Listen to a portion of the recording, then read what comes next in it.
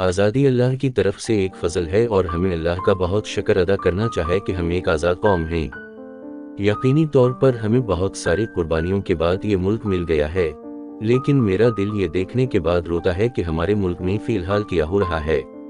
Fashion show, سیاسی افراتفری اور معاشی اور سیاسی انتشار میں مبتلا پاکستانیوں کے نام پر بدکاری۔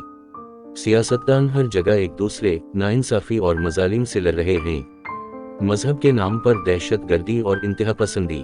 ہمیں آج اپنی جڑوں اور ثقافت کی نشاندہی کرنے کی ضرورت ہے۔ ہمیں اپنی تاریخ اور ان لوگوں کو نہیں بھولنا چاہے جنہوں نے اس سرزمین کے لیے اپنی جانوں کا نذران پیش کیا ہے۔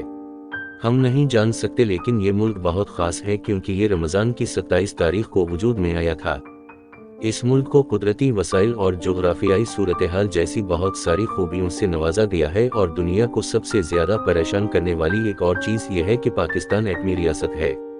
ہمیں اپنے پیارے ملک کی حفاظت کے لیے بہترین فوج اور خصوصی قوتیں مل گئیں۔ لہٰذا اگر ہم صرف ایک دوسرے سے لڑنا اور نفرت کرنا چھوڑ دیں اور آپس میں اتحاد، ایمان، دیانتداری اور نظم و ضبط لانے کی کوشش کریں تو ہم آسانی سے اس ملک میں تبدیلی لا سکتے ہیں۔ تمام مختصر کاموں کے باوجود یہ ملک ہمارا ہے، چاہے وہ اچھا ہو یا برا، لیکن ہم اس کے مالک ہیں۔ لہٰذا لڑنے کے بجائے ہمیں ایک دوسرے کی دیکھ بھال کرنی چاہیے اور ایک دوسرے کی مدد کرنے کی کوشش کرنی چاہیے۔ آزادی ایک بہت ہی قیمتی چیز ہے اور ہمیں اللہ کا بہت شکر گزار ہونا چاہیے۔ کشمیر کے عوام سے پوچھیں، غزہ سے، کہ وہ کس طرح مبتلا ہیں اور آزادی سے کیسے محروم ہیں۔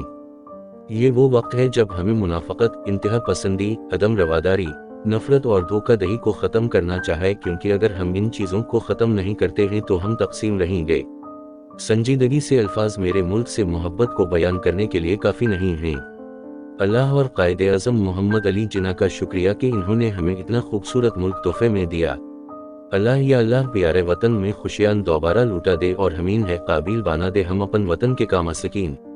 آمین۔ اہم علامتوں سے میرے دو پسندیدہ یوم آزادی ٹریک سے لطف اٹھائیں۔